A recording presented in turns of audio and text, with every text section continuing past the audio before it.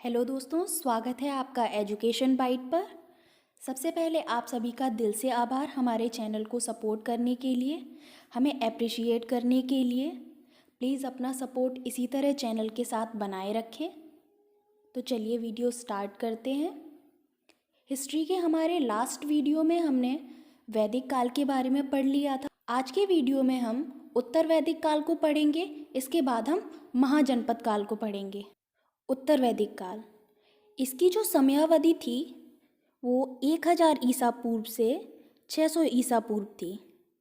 पिछले वीडियो में हमने देखा था ऋग्वैदिक काल की जो समयावधि थी वो 1500 ईसा पूर्व से 1000 ईसा पूर्व थी, और उत्तर वैदिक काल की जो समयावधि है वो 1000 ईसा पूर्व से 600 ईसा पूर्व है। अब थोड़ा सा हम उत्तर वैदिक काल के बारे में जान लेते हैं। ऋग्वैदिक काल के पश्चात जो काल प्रारंभ हुआ है उसको हम उत्तर वैदिक काल कहते हैं। ऋग्वैदिक काल में ऋग्वेद की रचना हुई थी। बाकी बचे जो 3 वेद हैं जैसे सामवेद, यजुर्वेद, अथर्ववेद, इनकी जो रचना हुई थी वो उत्तर वैदिक काल में हुई थी। नेक्स्ट है उत्तर वैदिक काल में सामाजिक जीवन। सबसे पहले है परिवार। तो परिवार जो थे उत्तर वैदिक काल में वो पितृ प्रधान थे और संयुक्त परिवार होते थे। अब पितृ प्रधान से यहाँ पर क्या मतलब है? यहाँ पर जो घर का मुखिया होता था वो पिता होता था। नेक्स्ट है स्त्रियों की दशा। स्त्रियों की स्थिति अच्छी नहीं थी। उत्तर वैदिक काल में स्त्रियों की स्थिति जो थी वो अच्छी नहीं थी। सभाओं एवं परिषद में सम्मिलित होने का प्रतिबंध। शिक्षा की ओर विशेष ध्यान दिया गया था। तो उत्तर वैदिक काल में शिक्षा पर विशेष ध्यान दिया गया था। नेक्स्ट मैंने कुछ पॉइंट्स लिखे हैं, अब उन्हें समझते हैं। पहला पॉइंट है, इस काल में राजा का पद वंशानुगत हो गया था। वंशानुगत से तात्पर्य क्या है? वंशानुगत से तात्पर्य यह है कि जिसके पिता राजा थे उन्हीं का बेटा राजा बनेगा। उत्तर वैदिक काल में 4 आश्रम थे। पहला ब्रह्मचर्य, दूसरा गृहस्थ, तीसरा वानप्रस्थ और चौथा संन्यास। ये जो 4 आश्रम हैं इनका जो विवरण है वो जाबालोपनिषद में मिलता है। उपनिषद तो आप सभी जानते होंगे, तो जाबालोपनिषद में इन सभी का विवरण मिलता है। तो अब इन्हें हम डिटेल में देखते हैं।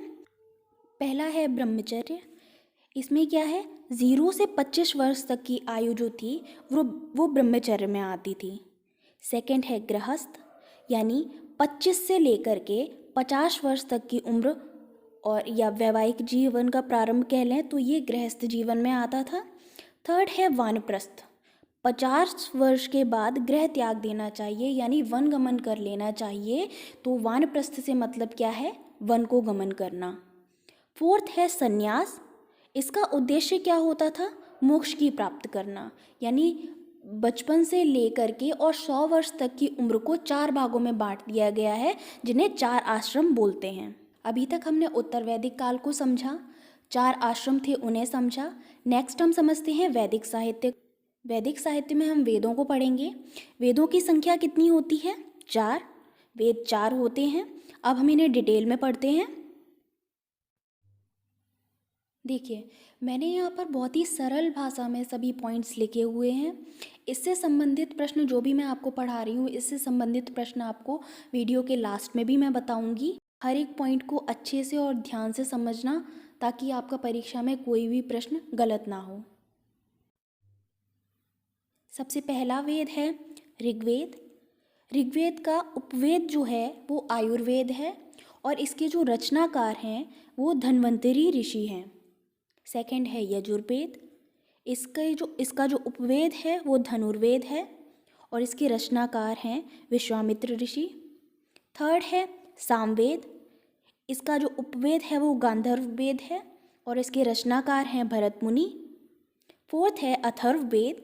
इसका जो उपवेद है वो शल्य शास्त्र है, और इसके जो रचनाकार हैं वो विश्वकर्मा ऋषि हैं। तो हर एक वेद, जो 4 वेद हैं, अगर आपसे प्रश्न पूछा जाता है कि वेदों की संख्या कितनी है तो आपको 4 बतानी है। अगर आपसे प्रश्न पूछा जाता है कि उपवेद कितने हैं तो आपको बतानी है संख्या कि ये भी 4 होते हैं। आपको हमारी सभी वीडियोस की जो PDF है वो हमारी टेलीग्राम ग्रुप पर मिल जाएगी। हमारे टेलीग्राम ग्रुप का नाम है एजुकेशन बाइट। एजुकेशन बाइट के जो लेटर्स हैं वो सभी कैपिटल हैं, तो आप वहाँ पर जाकर पीडीएफ डाउनलोड कर सकते हैं। ऋग्वेद, यह सबसे प्राचीन वेद है। इसमें 10 मंडल होते हैं, 1028 सूक्त होते हैं। इसमें गायत्री मंत्र का जो है वो उल्लेख किया गया है। अब ये जो गायत्री मंत्र का उल्लेख किया गया है वो ऋग्वेद के 10वें मंडल में किया गया है, और ये जो ऋग्वेद है ये पद्य में है। ठीक है।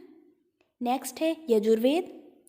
यजुर्वेद जो है वो गद्य और पद्य दोनों में लिखित है।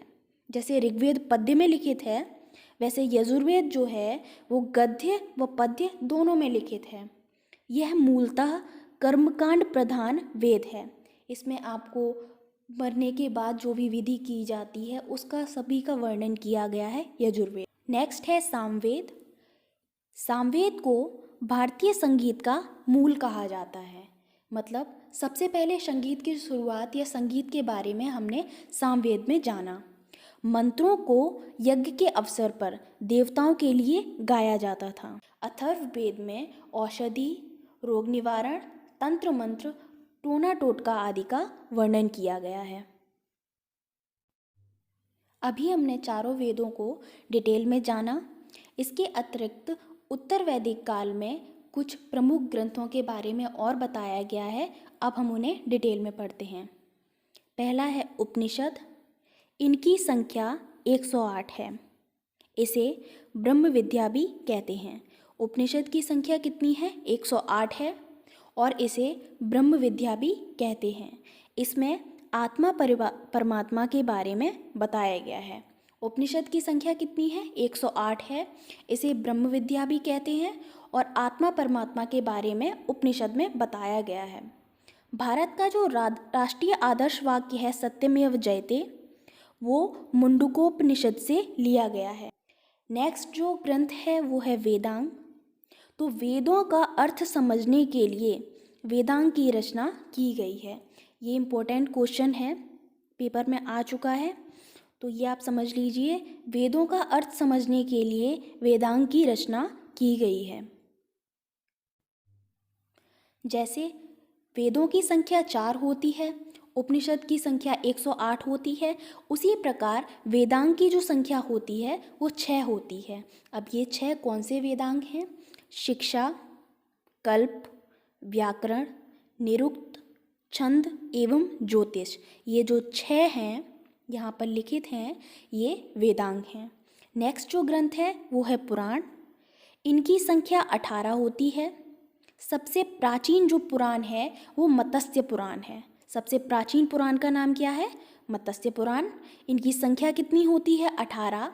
इसमें विष्णु के 10 अवतारों का उल्लेख किया गया है। क्वेश्चन आपसे पूछा जा सकता है कि विष्णु के 10 अवतारों का उल्लेख किस में किया गया है? तो सबसे प्राचीन जो पुराण है मत्स्य पुराण, इसमें विष्णु के 10 अवतारों का उल्लेख किया गया है। हमने अभी तक उत्तर वैदिक काल को डिटेल में पढ़ा। इसके बाद हमने वेदों को पढ़ा, उपनिषद को पढ़ा, वेदांग को पढ़ा, पुराण को पढ़ा। अब नेक्स्ट हम पढ़ेंगे महाजनपद काल को। 600 ईसा पूर्व में 16 महाजनपदों का उदय हुआ था। तो महाजनपदों की संख्या कितनी थी? 16। ये प्रश्न आ सकता है आपकी परीक्षा में कि महाजनपदों की संख्या कितनी थी? 16। और इनका उदय कब हुआ था? 600 ईसा पूर्व। ये समयावधि आप याद रखिए। ये जो 16 महाजनपद हैं, इनकी जानकारी बौद्ध ग्रंथ के अंगुत्तर निकाय में और जैन ग्रंथ के भगवती सूत्र से मिलती है। ये मोस्ट इम्पॉर्टेंट है, ये आपको यहाँ पे कंफ्यूज नहीं होना है। बौद्ध ग्रंथ के अंगुत्तर निकाय से और जैन ग्रंथ के भगवती सूत्र से मिलती है। चलिए, अब ये जो महाजनपद हैं, 16 महाजनपद हैं, इनको हम डिटेल में पढ़ लेते हैं। देखिए, मैंने यहाँ पर ये 16 महाजनपदों पे टिक कर दिया है। आपकी परीक्षा में जो प्रश्न पूछे जा सकते हैं, जो महाजनपद पूछे जा सकते हैं या जिनकी राजधानी पूछी जा सकती है, मैंने उनको टिक कर दिया है। फर्स्ट जो महाजनपद है, पहला है मगध। मगध की जो राजधानी है वो गिरिव्रज है। मगध को मैंने टिक कर दिया है, ये आपसे पूछा जा सकता है। सेकंड है अंग, इसकी राजधानी है चंपा। वत्स, वत्स की राजधानी है कौशाम्बी। फोर्थ है काशी, काशी की राजधानी है वाराणसी। ये मैंने टिक किया हुआ है तो मैं अंडरलाइन भी कर देती हूँ।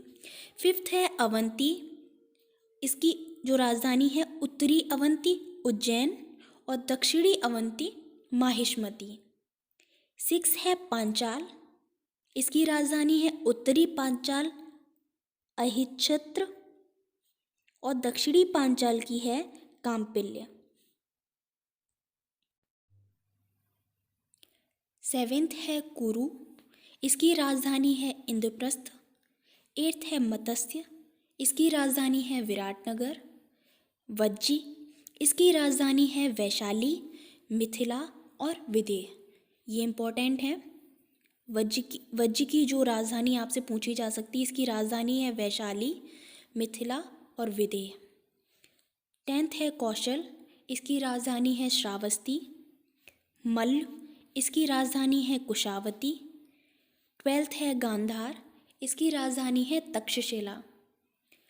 13 है अश्मक, इसकी राजधानी है पोतन या पोटली।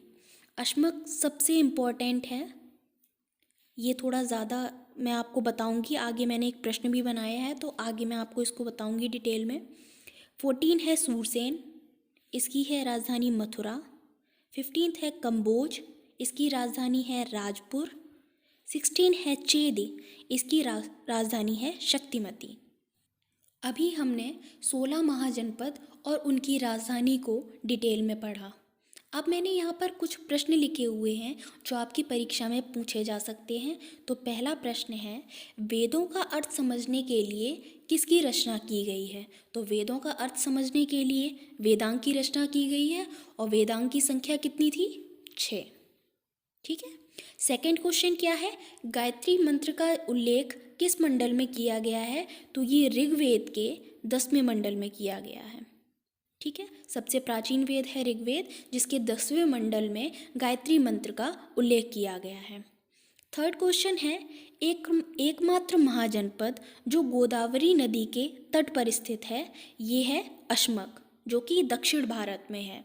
अश्मक मैंने इसीलिए इम्पोर्टेंट बताया था कि एकमात्र महाजनपद ऐसा है जो दक्षिण भारत में है, गोदावरी नदी के तट पर। आपको वीडियो कैसा लगा प्लीज़ कमेंट में बताएं।